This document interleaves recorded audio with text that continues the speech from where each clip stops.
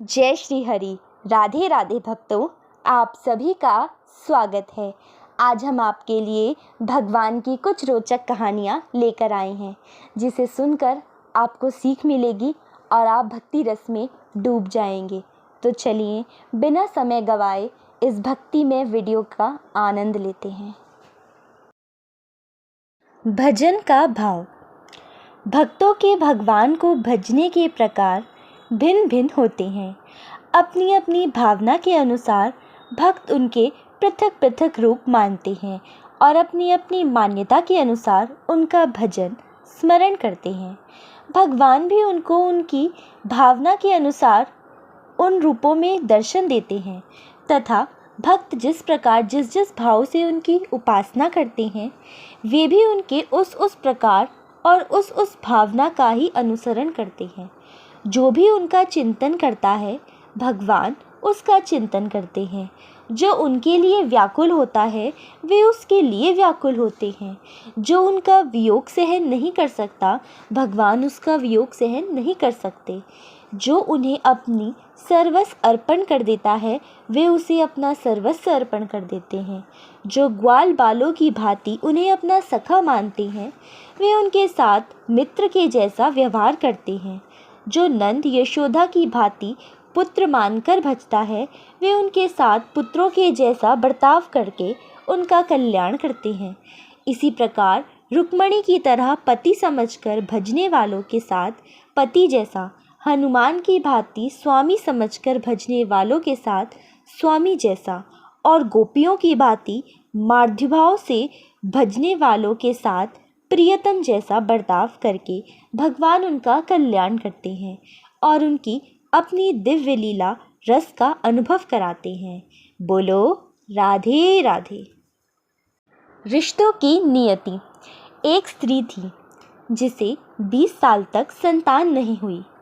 कर्म संयोग से 20 वर्ष के बाद वो गर्भवती हुई और उसे पुत्र संतान की प्राप्ति हुई, किंतु दुर्भाग्यवश 20 दिन में वो संतान मृत्यु को प्राप्त हो गई।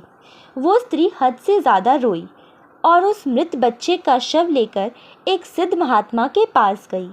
महात्मा से रो रो कर कहने लगी, मुझे मेरा बच्चा बस एक बार जीवित करके दीजिए, मात्र एक बार। मैं उसके मुख से माँ शब्द सुनना चाहती हूँ। स्त्री के बहुत जिद करने पर महात्मा ने 2 मिनट के लिए उस बच्चे को आत्मा को बुलाया। तब उस स्त्री ने उस आत्मा से कहा, तुम मुझे क्यों छोड़कर चले गए? मैं तुमसे सिर्फ एक बार माँ शब्द सुनना चाहती हूँ। उस आत्मा ने कहा, कौन माँ? कैसी माँ? मैं तो तुमसे कर्मों का हिसाब किताब करने आया था। स्त्री ने पूछा, कैसा हिसाब? आत्मा ने बताया, पिछले जन्म में तुम मेरी सौतन थी। मेरी आंखों के सामने मेरे पति को ले गई। मैं बहुत रोई, तुमसे अपना पति मांगा, पर तुमने एक न सुनी।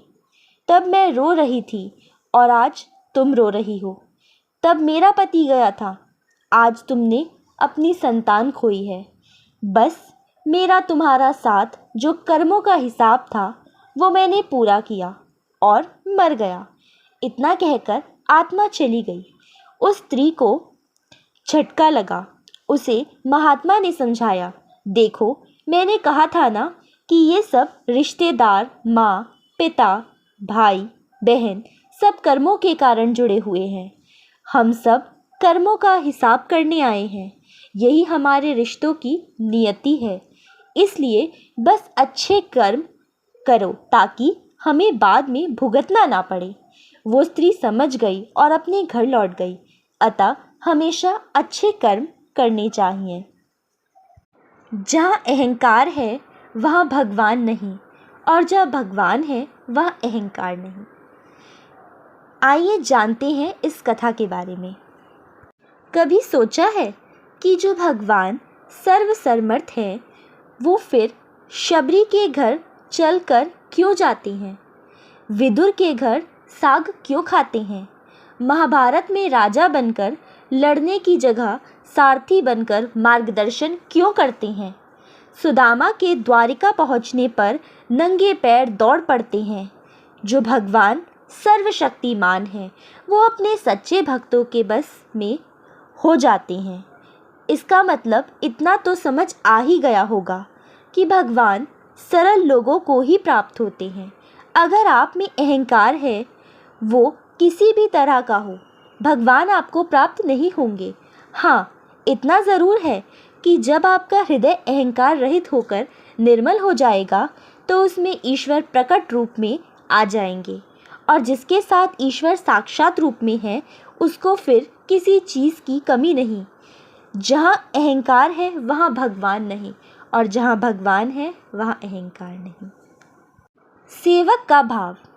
एक बार एक राजा भोजन कर रहा था। अचानक खाना परोस रहे सेवक के हाथ से थोड़ी सी सब्जी राजा के कपड़ों पर छलक गई। राजा की त्योहारियाँ चढ़ गई। जब सेवक ने यह देखा तो वह थोड़ा घबराया, लेकिन कुछ सोचकर उसने प्याले की बची सारी सब्जी भी राजा के कपड़ों पर उड़ेल दी। अब तो राजा के क्रोध की सीमा न रही। उसके सेवक से पूछा, तुमने ऐसा करने की का दुस्साहस कैसे किया? सेवक ने अत्यंत शांत भाव से उत्तर दिया, महाराज, पहले आपका गुस्सा देखकर मैंने समझ लिया था कि अब जान नहीं बचेगी, लेकिन फिर सोचा कि लोग कहेंगे राजा ने छोटी सी गलती पर एक बेगुनाह को मौत की सज़ा दी। ऐसे में आपकी बदनामी होती। तब मैंने सोचा कि सारी सब्जी ही उड़ेल दूं, ताकि दुनिया आपको बदनाम न करे और मुझे भी अपराधी समझे। राजा को उसके जवाब में एक गंभीर संदेश के दर्शन हुए और पता चला कि सेवक भाव कितना कठिन है। जो समर्पित भाव से सेवा करता है उसकी कभी गलती नहीं हो सकती, और फिर चाहे वह सेवक हो, मित्र हो, परिवार का कोई सदस्य, ऐसे समर्पित लोगों की गलतियों पर नाराज़ ना होकर उसके प्रेम व समर्पण का सम्मान करना चाहिए। बोलो राधे राधे। आइए अब जानते हैं जन्माष्टमी व्रत। इस दिन व्रत करने वाले को चाहिए कि उपवास के पहले दिन कम भोजन करे तथा रात्रि में ब्रह्मचर्य का पालन करे। उस व्रत सभी व्रतों का राजा माना जाता है, अतः हर वैष्णव को यह व्रत करना चाहिए। अधिकांश व्रती इस दिन निर्जला व्रत करते हैं। यदि चाहें तो संध्या काल फलाहार ले सकते हैं। यदि आप ठाकुर जी की सेवा करते हैं तो आप अपने घर में ही उनका अभिषेक करें। यदि नहीं करते हैं तो जन्म के समय मंदिर में जाकर अभिषेक में शामिल हो प्रसाद ग्रहण करें तथा प्रसाद पाने के बाद अपने व्रत का पारायण करें। आप श्री ठाकुर जी की सेवा करते हैं तो श्री कृष्ण के जन्म के समय रात्रि 12 बजे उनका पंचामृत, दूध, दही, घी, शक्कर, शहद से अभिषेक करें तथा स्वच्छ जल से साफ करके उन्हें सुंदर वस्त्र धारण कराएं। उन्हें तैयार करके फिर उनके आगे हल्का भोग, खीर, मिठाई, पंजीरी, दूध इत्यादि रखें तथा भोग लगाने के बाद आरती कर उन्हें शयन कराएं। इसके बाद भक्तजन प्रसाद ग्रहण करें। बोलो राधे राधे। परमात्मा से जुड़े। दुखी व्यक्ति को सब ठगने का प्रयास करते हैं। धर्म के नाम पर बहुत अधिक ठगी हो रही है। हमें हर प्रकार के बंधनों, मंत्रों, यहाँ तक कि धर्म और अधर्म से भी ऊपर उठना ही पड़ेगा।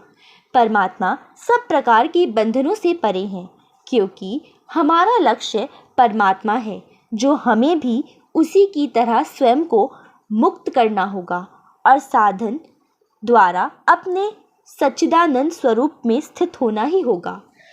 चिंता और भय ये दोनों ही मस्तिष्क के क्षय रोग हैं, जो हमारी क्षमता का तो हास्य करते हैं, पर साथ साथ जीवित ही नरक में भी डाल देते हैं। ये अकाल मृत्यु के कारण भी है। परमात्मा में श्रद्धा, विश्वास और निरंतर आंतरिक सत्संग ही हमें इस अकाल मृत्यु नियंत्रण से मुक्त कर सकता है।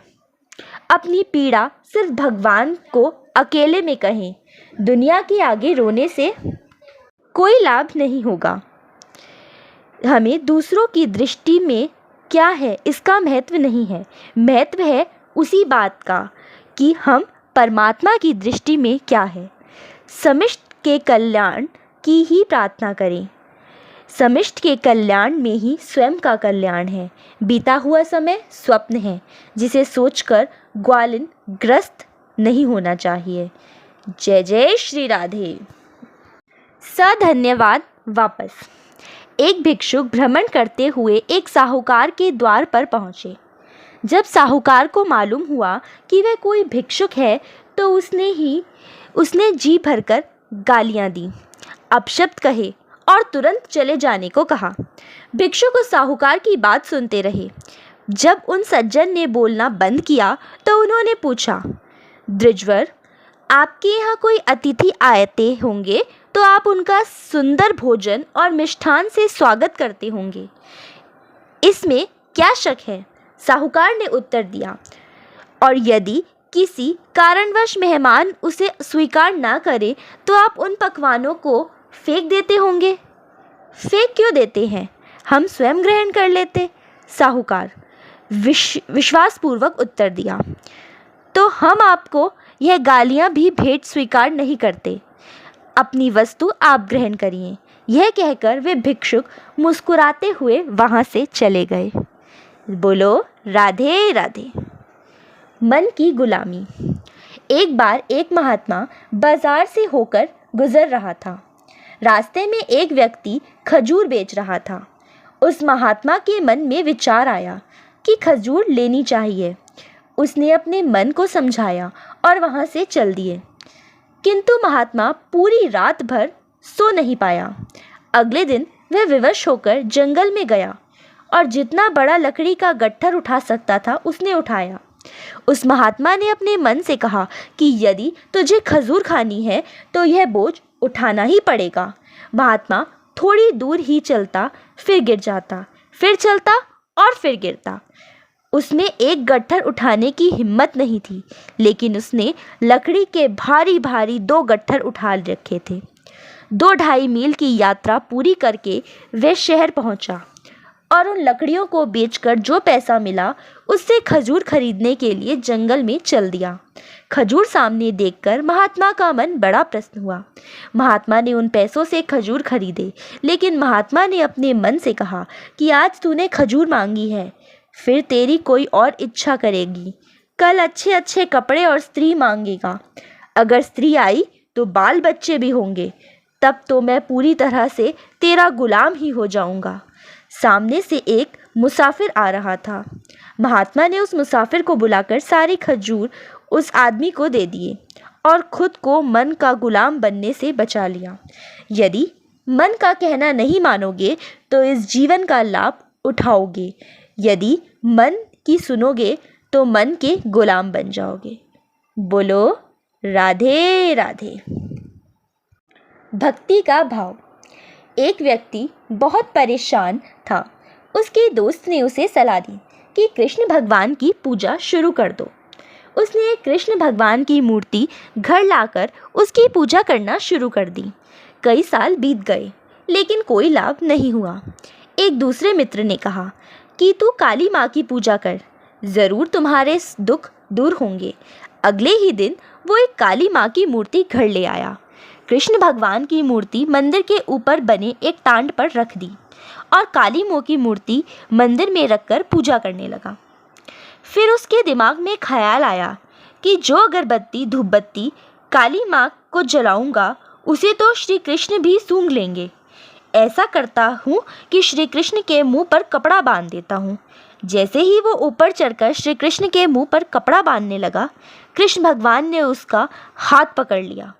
वो हैरान रह गया और भगवान से पूछा, इतने वर्षों से पूजा कर रहा था, तब नहीं आए, अब कैसे प्रकट हो गए? भगवान श्री कृष्ण ने समझाते हुए कहा, आज तक तू एक मूर्ति समझकर मेरी पूजा करता था, किंतु आज तुम्हें एहसास हुआ कि कृष्ण सांस ले रहा है, बस मैं आ गया। बोलो राधे राधे। अद्भुत प्रसंग। द्रौपदी के स्वयंवर में जाते समय श्री कृष्ण अर्जुन को समझाते हुए कहते हैं कि हे पार्थ, तराजू पर पैर संभल कर रखना, संतुलन बराबर रखना, लक्ष्य मछली की आँख पर ही केंद्रित हो, इस बात का विशेष ख्याल रखना। तब अर्जुन ने कहा, हे प्रभु, सब कुछ अगर मुझे ही करना है तो फिर आप क्या करोगे? वासुदेव हंसते हुए बोले, हे पार्थ, जो आपसे नहीं होगा वह मैं करूँगा। पार्थ ने कहा, प्रभु, ऐसा क्या है जो मैं नहीं कर सकता?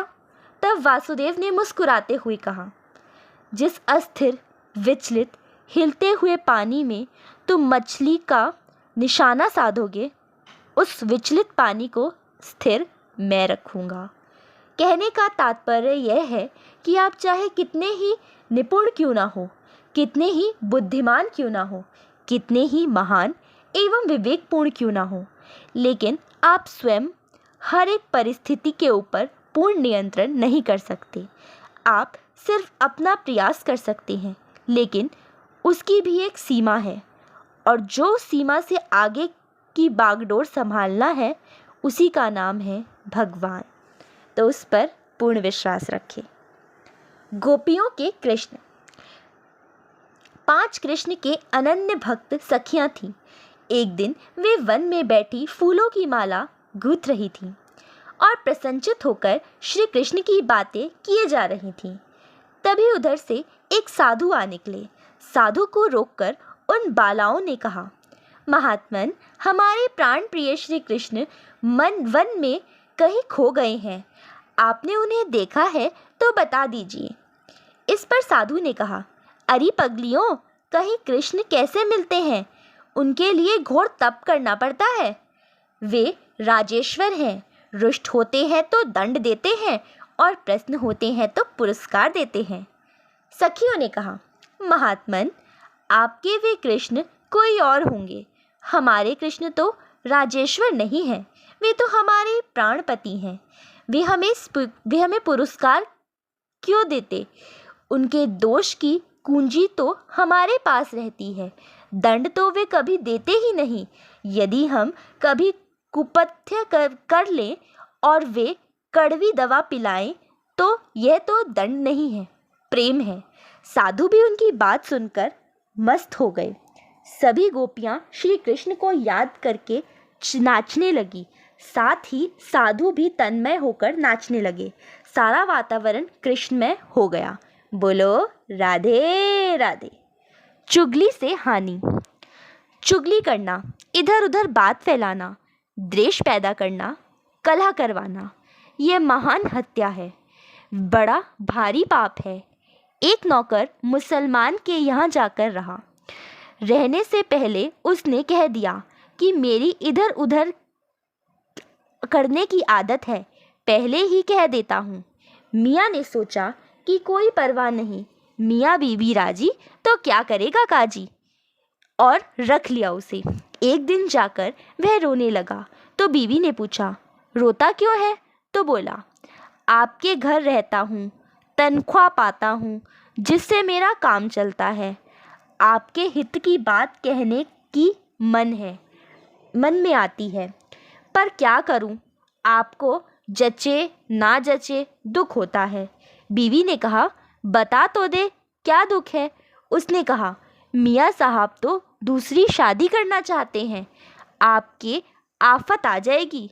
तो बीवी ने पूछा, इसका कोई उपाय है? नौकर बोला, हाँ, इसका उपाय है। आप मियाँ की दाढ़ी के कुछ केश ले आओ तो मैं उसकी एक ताबीज़ यंत्र बना दूंगा, फिर सब ठीक हो जाएगा।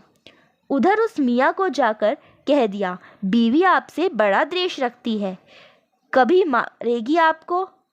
मेरे आगे बात करती है, इसलिए आप ख्याल रखना। अब मियाँ भी सजग रहने लगा कि कहीं मेरे को मार ना दे। एक दिन मियाँ नींद का बहाना बनाकर लेटे हुए थे।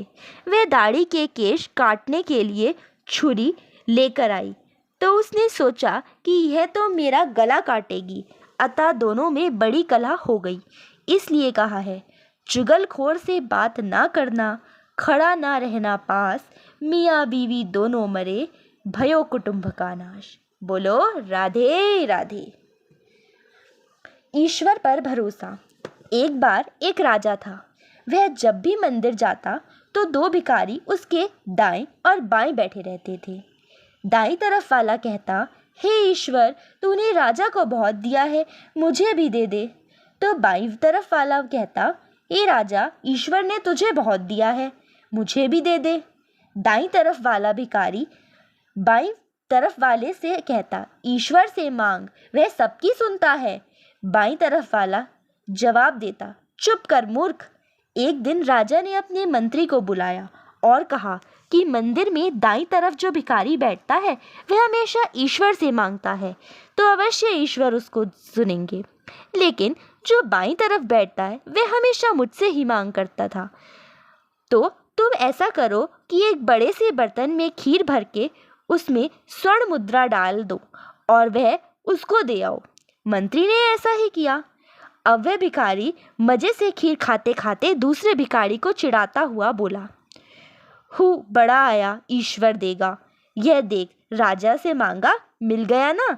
खाते खाते जब उसका पेट भर गया तो उसने बची हुई खीर का बर्तन उस दूसरे भिखारी को दे दिया और कहा, ले पकड़, तू भी खा ले मूर्ख। अगले दिन जब राजा आया तो देखा कि बाईं तरफ वाला भिखारी तो आज भी वैसा ही बैठा है, लेकिन दाईं तरफ वाला गायब है। राजा ने चौंक कर उससे पूछा, क्या तुझे खीर से भरा बर्तन नहीं मिला? भिखारी, जी मिला था राजा जी, क्या स्वादिष्ट खीर थी, मैंने खूब पेट भर खाई। राजा, फिर? भिखारी, जब मेरा पेट भर गया तो वह दूसरा भिखारी जहाँ बैठता था मैंने उसको दे दी। मूर्ख हमेशा कहता था, ईश्वर देगा, ईश्वर देगा। मैंने कहा, ले खा ले। राजा मुस्कुरा कर बोला, अवश्य ही, ईश्वर ने उसे दे ही दिया। बोलो राधे राधे। विश्वास की रस्सी। एक संत कुएं पर स्वयं को जंजीर से लटका कर ध्यान करता था और कहता था, जिस दिन यह जंजीर टूटेगी मुझे ईश्वर मिल जाएगा। उससे पूरा गांव प्रभावित था। सभी उसकी भक्ति, उसके तप की तारीफें करते थे। एक व्यक्ति के मन में इच्छा हुई कि मैं ही ईश्वर दर्शन करूं। वह भी कुएं पर रस्सी से पैर को बांधकर कुएं में लटक गया और कृष्ण जी का ध्यान करने लगा। थोड़े समय बाद जब रस्सी टूटी, उसे कृष्ण अपनी गोद में उठाकर ले गए और दर्शन भी किए। जब व्यक्ति ने पूछा, आप इतनी जल्दी मुझे दर्शन देने क्यों चले आए, जबकि वे संत महात्मा तो वर्षों से आपको बुला रहे हैं? कृष्ण बोले, वो कुएं पर लटकते ज़रूर हैं, किंतु पैर को लोहे की जंजीर से बांधकर। उन्हें मुझसे ज़्यादा जंजीर पर विश्वास है। तुमने खुद से ज़्यादा मुझ पर विश्वास किया, इसलिए मैं आया हूँ। आवश्यक नहीं है कि दर्शन में वर्षों लगे। आपकी शरणागति आपको ईश्वर के दर्शन अवश्य कराएगी और शीघ्र ही कराएगी। प्रश्न केवल इतना है कि आप उन पर कितना विश्वास करते हैं। जय श्री कृष्णा। कर्मफल। एक बार की कथा है। देवऋषि नारद और ऋषि अंगारा कहीं जा रहे थे। रास्ते में उनकी नज़र एक मिठाई की दुकान पर पड़ी। दुकान के नज़दीक ही झूठी पुतलों का ढेर लगा हुआ था। उस जूठन को देखा खाने के लिए जैसे ही एक कुत्ता आता है, वैसे ही उस दुकान का मालिक उसको जोर जोर से डंडा मारता है। डंडे की मार खाकर कुत्ता चीखता हुआ वहाँ से चला जाता है। ये दृश्य देखकर देवऋषि को हंसी आ गई। ऋषि अंगिरा ने उनसे हंसी का कारण पूछा। नारद बोले, हे ऋषिवर, यह दुकान पहले एक कंजूस व्यक्ति की थी। अपनी जिंदगी में उसने बहुत सारा पैसा इकट्ठा किया और इस जन्म में वो कुत्ता बनकर पैदा हुआ और यह दुकान मालिक उसी का पुत्र है। देखें, जिसके लिए उसने बेशुमार धन इकट्ठा किया, आज उसी के हाथों से उसे झूठा भोजन भी नहीं मिल सका। कर्मफल के इस खेल को देखकर मुझे हंसी आ गई। मनुष्य को अपने शुभ और अशुभ कर्मों का फल ज़रूर मिलता है, बेशक इसलिए उसे जन्मों जन्मों की यात्रा क्यों ना करनी पड़े। बोलो राधे राधे। आशा है आपको यह वीडियो पसंद आई होगी। अगर आपको वीडियो पसंद आई हो तो वीडियो को लाइक करें, शेयर करें और चैनल को सब्सक्राइब ज़रूर करें, ताकि आपको ऐसे ही भक्ति में वीडियोस सबसे पहले मिलें और बेल आइकन दबाकर सबसे पहले लेटेस्ट वीडियोस की अपडेट पाएं। फिर मिलते हैं एक नई वीडियोस के साथ। जय जय श्री राधे।